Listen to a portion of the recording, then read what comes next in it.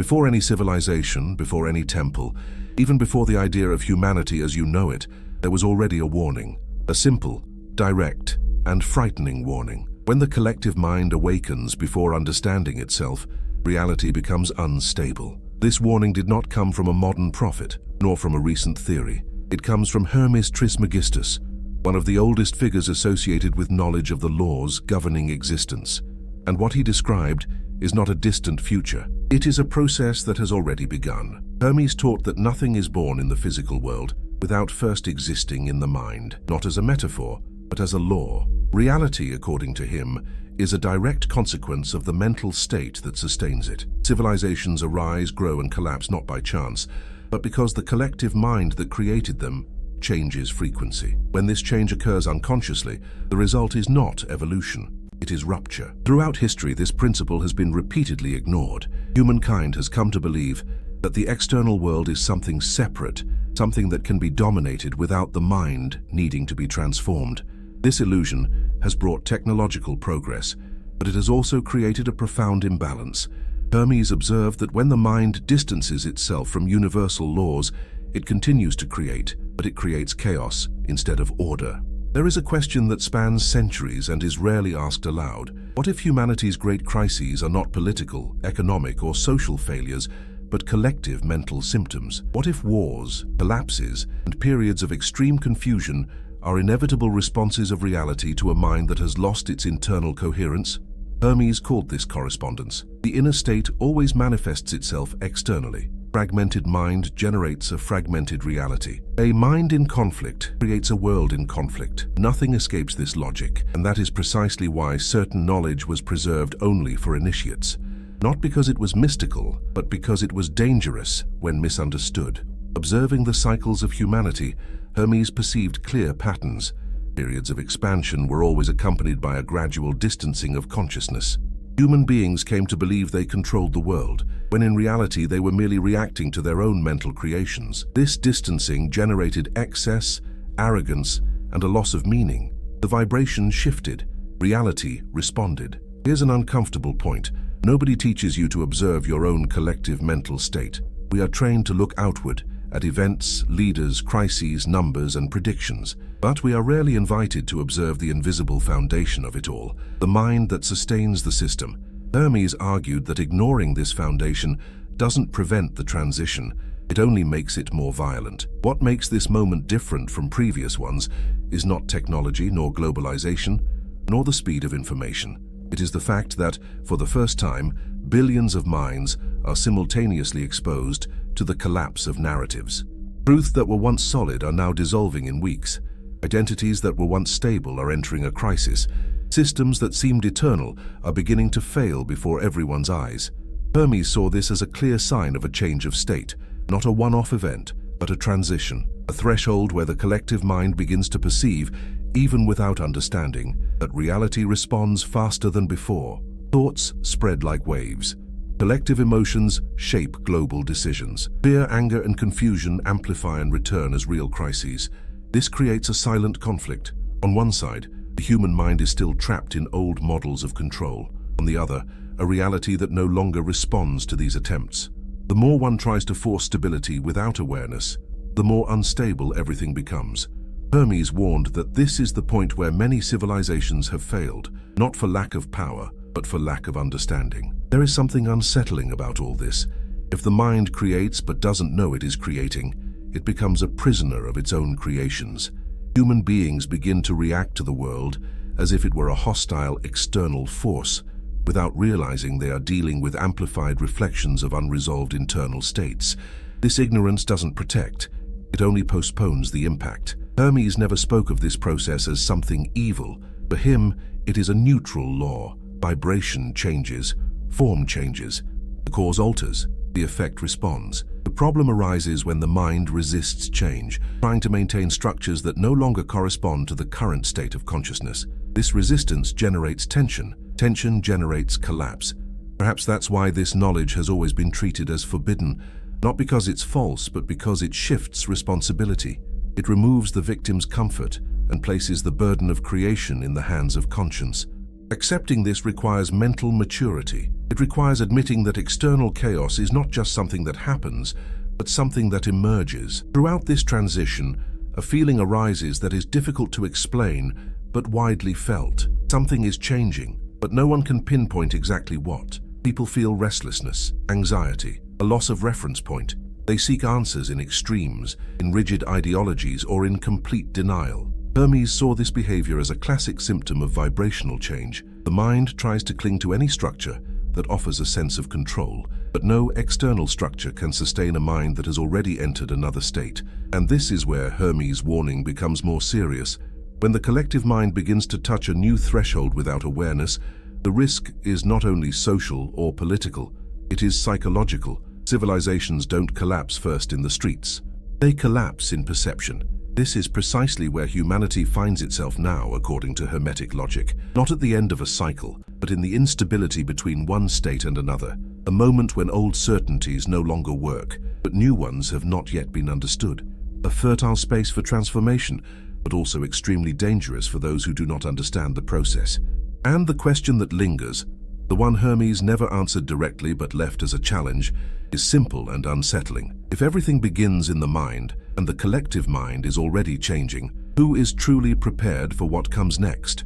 To understand what is happening now, Hermes Trismegistus said it was necessary to look back, not to official history, but to the invisible patterns that repeat themselves. He asserted that humanity does not evolve continuously, but through well-defined states of consciousness. Each state shapes how people think, organize themselves, build power, and interpret reality. Ignoring these states makes the present seem chaotic. Understanding them reveals an uncomfortable logic. The first state of human consciousness was marked by pure survival. At this stage, the world was perceived as a constant threat. Human beings reacted to the environment, not interpreted it. The mind operated on fear, scarcity, and instinct. Reality was immediate. Eat, flee, protect oneself. Hermes observed that in this state, mental vibration is dense and slow. Life revolves around physical strength and submission to nature. Even today, this state still exists.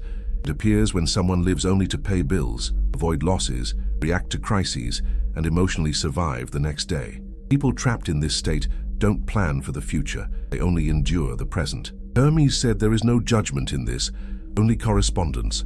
A mind focused on survival creates a reality limited to survival. Over time, humanity advanced to the second stage, rational organization. Here arises the idea of order, laws, structures, hierarchies, and control. The mind begins to seek predictability. Cities are built, empires emerge, religions become institutionalized, economic systems are formed. Reality begins to be explained by external rules. The world seems more stable, but also more rigid. Hermes saw this state as necessary, but dangerous when taken to the extreme. When the mind believes that structures are more real than the consciousness that created them, the illusion of control is born. Human beings begin to trust systems more than their own perception. In everyday life, this appears when someone believes that following rules guarantees safety, even when those rules no longer make sense.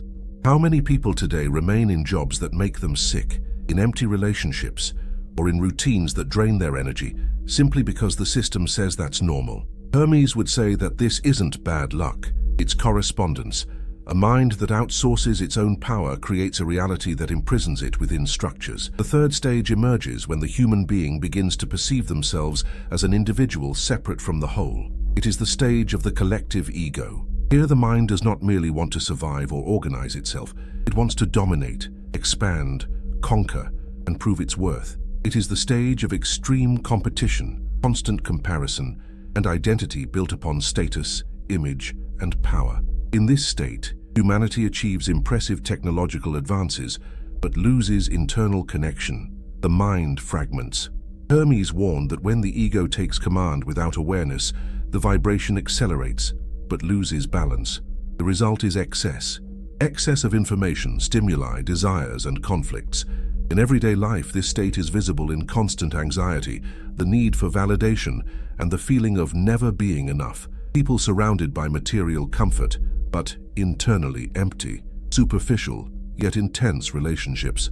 Hermes explained that the ego does not create stability, it creates movement, and movement without direction generates wear and tear. Each transition between these states was marked by collapses. The end of empires, social crises, wars, and periods of turmoil did not arise from nothing. They were direct effects of the law of cause and effect. The collective mind changed, and reality was forced to reorganize itself. When the old state can no longer sustain the new vibration, collapse becomes inevitable. What is rarely said is that these transitions don't happen all at once.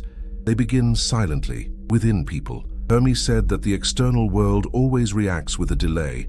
First, the mind enters into conflict. Then reality reflects this conflict on a larger scale. Perhaps that's why so many people today feel they are living a life that no longer matches who they have become. Work no longer makes sense. Old beliefs seem empty.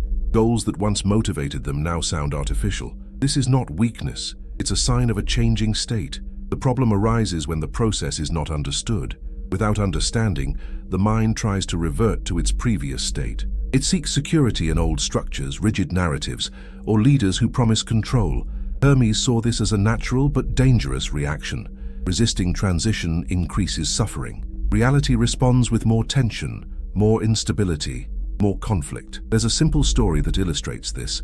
Imagine someone who spends years living only to please external expectations: work, status, appearance. One day, this person wakes up with an unbearable feeling of emptiness.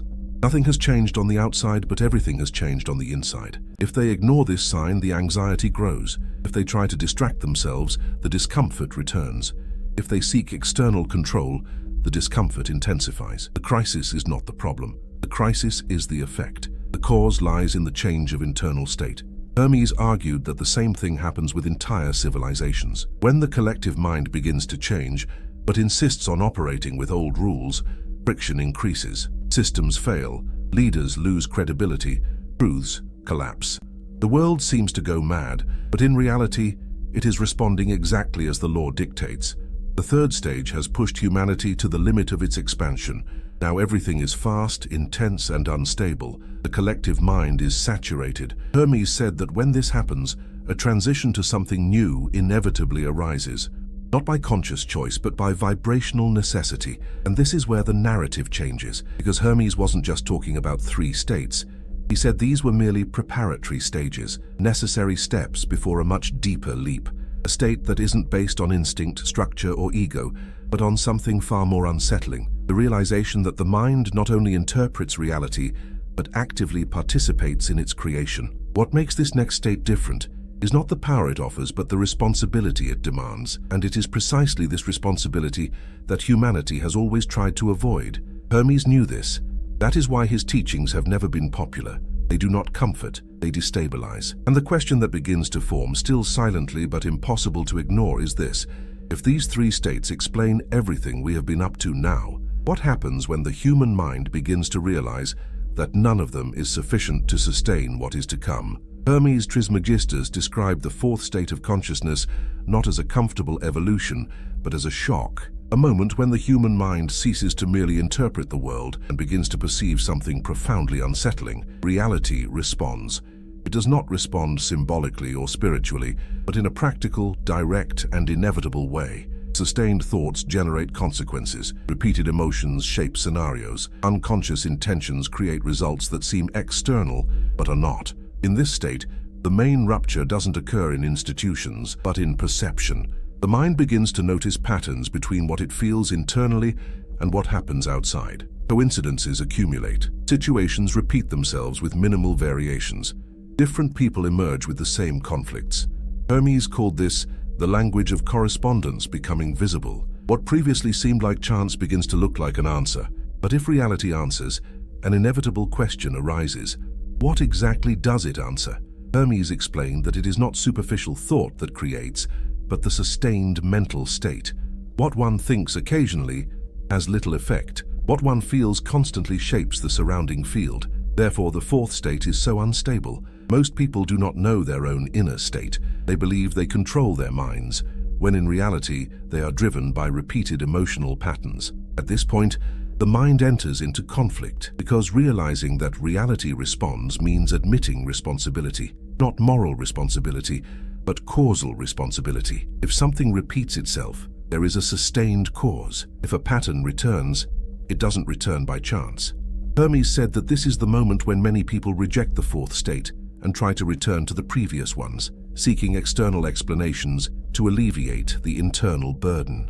Observe daily life. A person changes jobs several times, but always faces the same conflicts. Another changes relationships, but relives the same emotional dynamics. A society changes leaders, laws, and systems, but reproduces the same cycles of crisis. What changes outside doesn't alter the pattern because the cause remains active inside. This is not punishment, it's a response. What if the problem was never the situation itself, but the state that creates it? Hermes associated the fourth state with the practical understanding of the law of vibration. Everything is in motion. Nothing remains static. Emotions are frequencies. Thoughts are oscillations. When the collective mind enters this state, it begins to perceive that it lives within a vibrational field that reacts in increasingly shorter times. The interval between cause and effect diminishes. What once took generations to manifest now emerges in years, months, or even weeks. This shortening of time generates anxiety, confusion, and a feeling of loss of control. People say the world is accelerating, but Hermes would say it's not the world that's accelerating. It's the response of reality that's becoming faster. When the vibration changes, the form needs to adapt. If it doesn't adapt, it collapses. Here, a significant shift occurs. The fourth state is not enlightenment, nor an idealized spiritual awakening. It doesn't automatically make anyone wise. On the contrary, it exposes imbalances. A confused mind creates confusion on a larger scale. An aggressive mind generates amplified conflicts. An unconscious mind manifests crises that seem collective but have multiplied individual roots. If the mind creates, what happens when millions of unstable minds start creating at the same time? Hermes warned that this state is the most dangerous precisely for that reason. In the previous states, creation was slow and diluted. In the fourth, it intensifies. Ideas gain strength rapidly. Narratives spread like waves. Collective emotions become real events. A shared fear can generate economic collapses. A sustained belief can reorganize entire societies. That is why this state has always been treated with caution, not because it is negative, but because it amplifies everything. What is misaligned becomes more visible. What is hidden emerges. What was sustained by illusion loses stability. Hermes said that, at this stage, the truth is not revealed. It is imposed by the very instability of the system. In everyday life, this manifests subtly. People begin to feel they can no longer pretend. Social roles lose their meaning. Emotional masks become too heavy to bear. An internal urgency for coherence arises. Anything that doesn't align with their current mental state begins to generate immediate suffering. Discomfort is not punishment. It's a sign of vibrational misalignment. But what happens when someone ignores these signs? Hermes explained that ignoring the fourth state doesn't prevent its effects. It only makes them unconscious. The mind continues creating, but without direction. Reality responds chaotically. The person feels pursued by problems, bad luck, or external forces. In fact, you are dealing with amplified responses from unrecognized internal states. This is the origin of the fear that surrounds this state. It's not fear of the unknown, but fear of responsibility. Accepting that the mind participates in creation requires abandoning the comfortable idea that everything happens through external forces. It requires psychological maturity. It requires observing one's own shadow. And that's exactly where many retreat. Hermes asserted that the fourth state separates humanity, not by merit, but by consciousness. It is not a division between good and evil, but between those who observe and those who react, between those who understand the process and those who are swept along by it. This separation is not imposed. It happens naturally through the law of correspondence. See how this already happens. Some people use crises as a point of internal reorganization. Others experience emotional collapse in the face of the same events.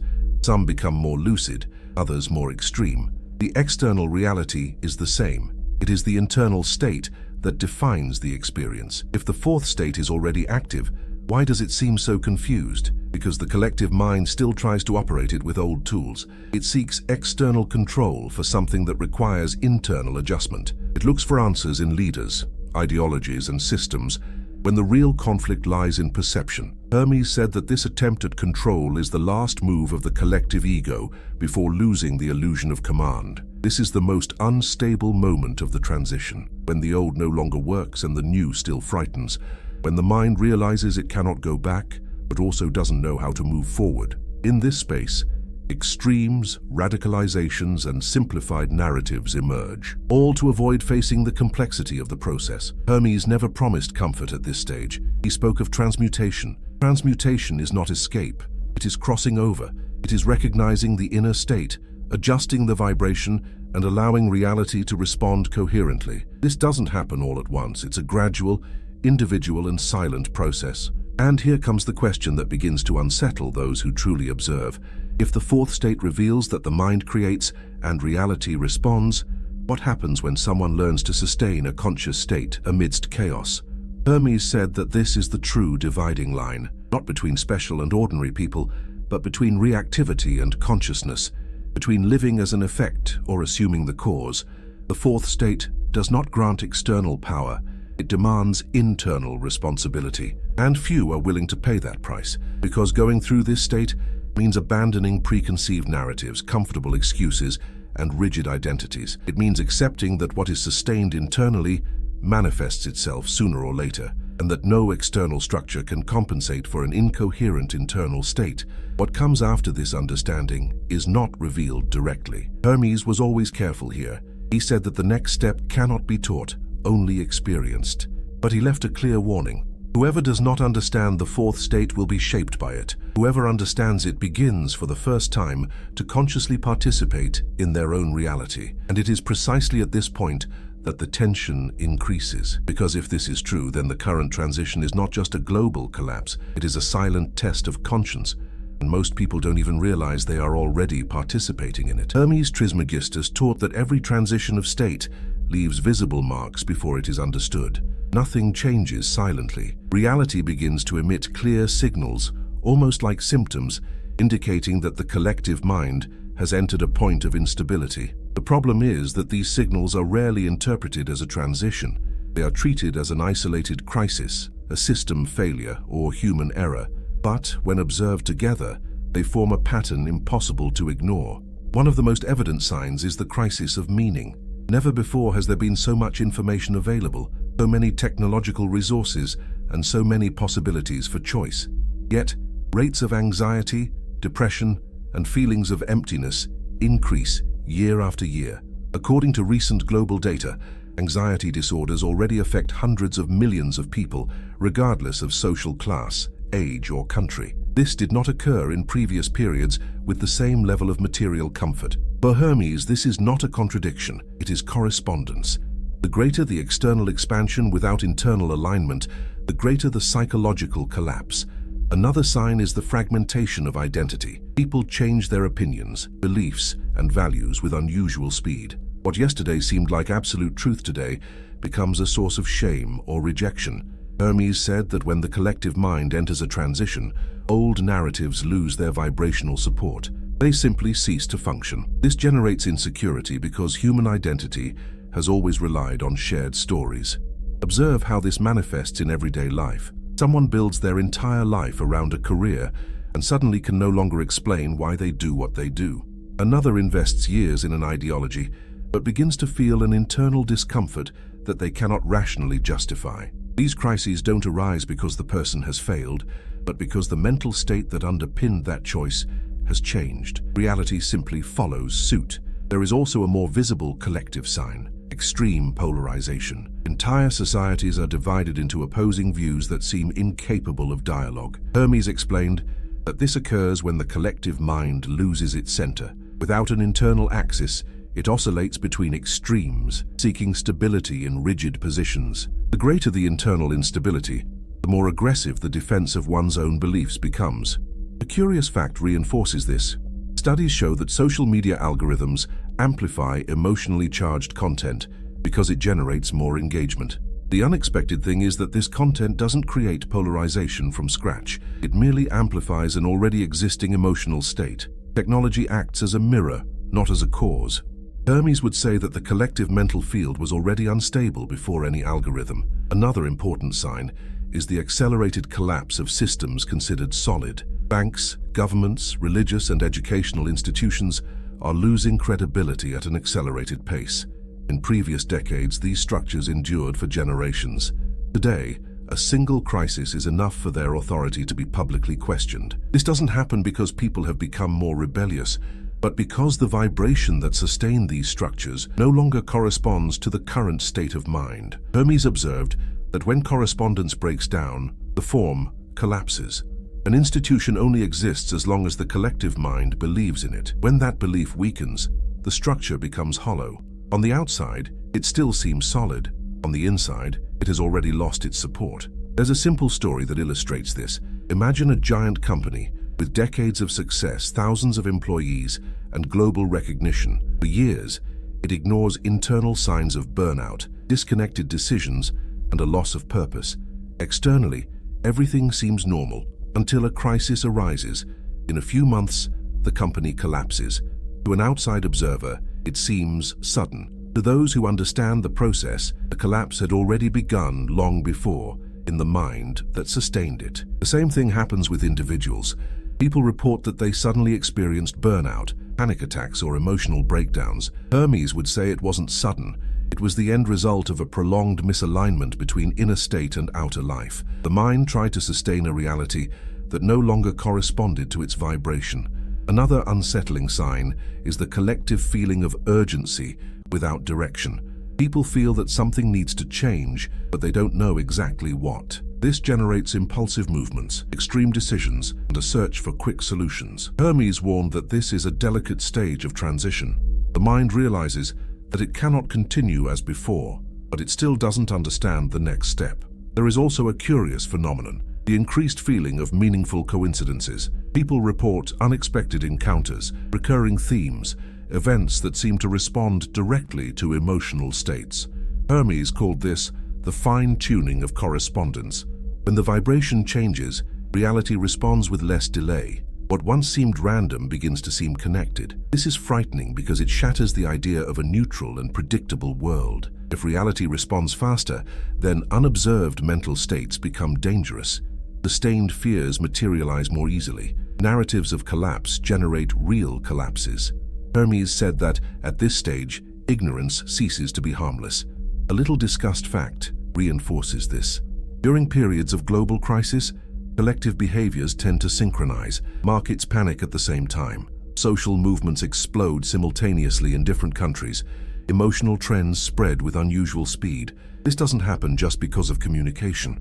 It happens because the collective mental field resonates. Hermes viewed humanity as a system interconnected by vibration, not just by information. When this system becomes unstable, small disturbances generate disproportionate effects. A local event can trigger global reactions, not because the event is large, but because the system is already sensitive. Perhaps the most ignored sign of all is collective fatigue, not just physical but existential. People say they are tired without knowing why. It's not a lack of rest, it's an excess of incoherence.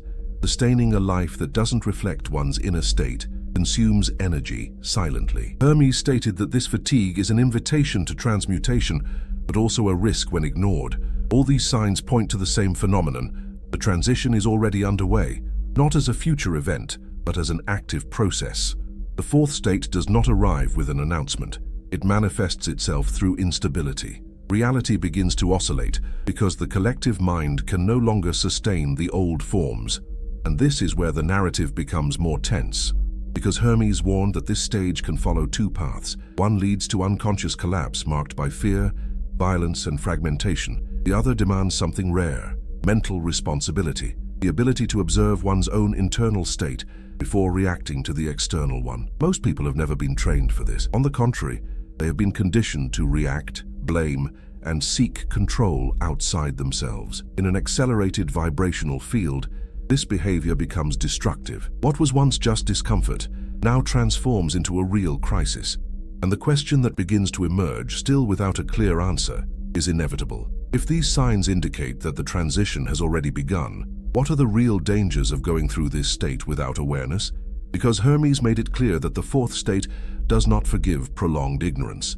It amplifies everything, including error.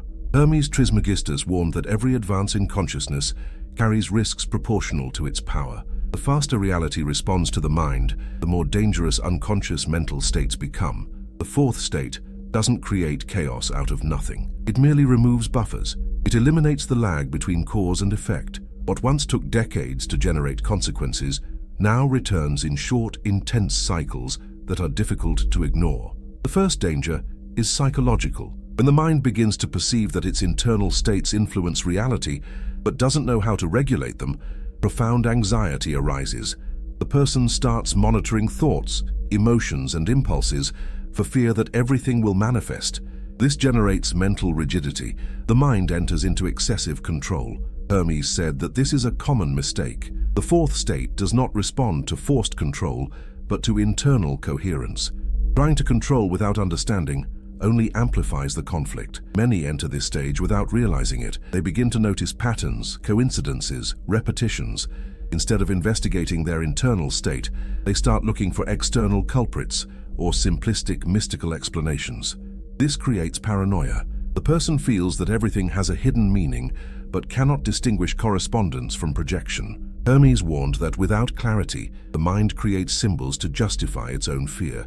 The second danger is collective. When millions of people go through this transition unconsciously, emotional narratives become real forces. Shared fears generate mass behaviors. Collective anger creates destructive movements.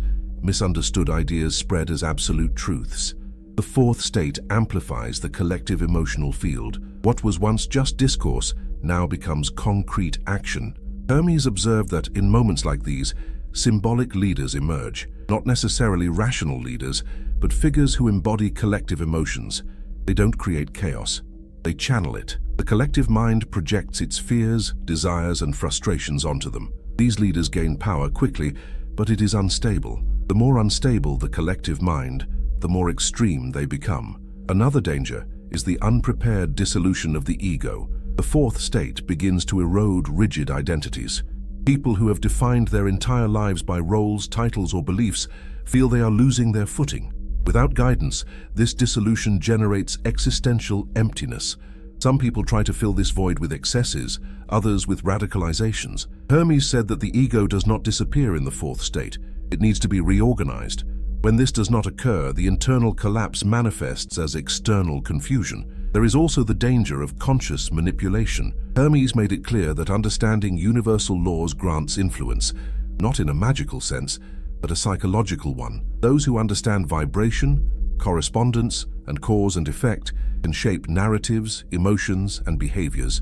In an unstable collective field, this influence becomes extremely powerful. When used unethically, it generates large-scale manipulation. This point is uncomfortable because it reveals something many prefer to ignore. The fourth state doesn't make everyone equal. It amplifies differences in consciousness. Those who don't understand the process are easily led. Those who understand, influence. This asymmetry has always existed, but now it becomes more visible and more rapid. Hermes observed that previous civilizations had failed precisely here. Upon reaching this threshold, some minds learned to use knowledge for external control, not for internal transmutation. The result was imbalance. The collective field became too unstable to sustain the social structure. Collapses occurred not due to a lack of technology or resources, but due to widespread mental incoherence. In everyday life, this danger manifests itself in a simple way. People consume content that reinforces fear, hatred, or feelings of powerlessness.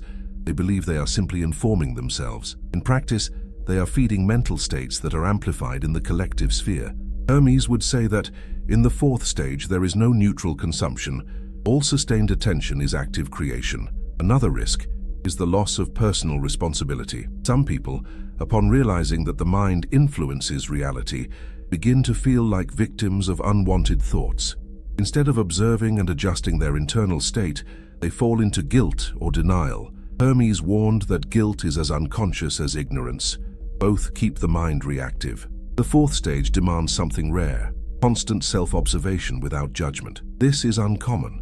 Most people have been trained to react, not to observe. Without this skill, the mental field becomes chaotic. Reality responds with crises that seem random, but follow clear patterns for those who know how to look. There is also a silent danger: accelerated burnout. Sustaining incoherent mental states in a responsive field rapidly consumes energy. People experience emotional collapse without understanding why. It's not overwork, it's an excess of unconscious creation. The mind creates conflicts, reality responds, and the cycle feeds back on itself. Hermes said that this stage separates learning from destruction, not as punishment, but as a consequence. Those who insist on operating in the fourth state with tools from previous states suffer more. External control, internal denial, and emotional escape cease to function. Reality no longer responds to these mechanisms. Perhaps the most serious danger is believing that the fourth state is inevitably destructive. This belief creates exactly what it fears. Hermes emphasized that the state itself is neutral, it only reveals. What is revealed depends on what is sustained. An aligned mind creates stability even amidst transition. A fragmented mind creates amplified chaos. That's why the fourth stage has never been taught en masse. Not out of elitism, but out of responsibility. Hermes knew that knowledge without mental maturity breeds suffering. Humanity has always preferred learning through impact rather than understanding. The problem is that, at this stage, the impact is faster and deeper. And here comes the central tension. If the dangers are real, if amplification is inevitable, and if ignorance ceases to be protection, then an unavoidable question remains. Is there a way to traverse this state without collapsing? Because Hermes made it clear that the fourth state is not the end, it is the threshold, and every threshold demands a conscious choice.